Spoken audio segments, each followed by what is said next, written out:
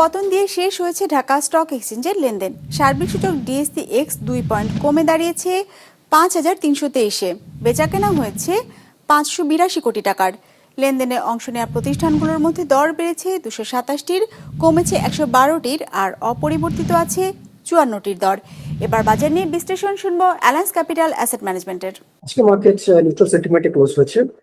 Index মাত্র 2 points কমে এখন ফাইনালি দাঁড়িয়েছে 5,323 পয়েন্টসে, অর্থাৎ মার্কেটে ইন্ডেক্সের খুব একটা পরিবর্তন দেখা যায়নি।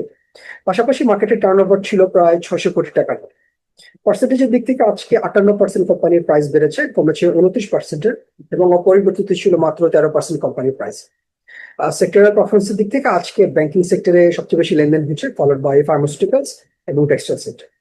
ফাইনালি আজকে ইন্ডেক্সে সবচেয়ে বেশি পজিটিভলি কন্ট্রিবিউট করেছে ব্র্যাক ব্যাংক এবং সবচেয়ে বেশি নেগেটিভলি কন্ট্রিবিউট করেছে গ্রামীণ।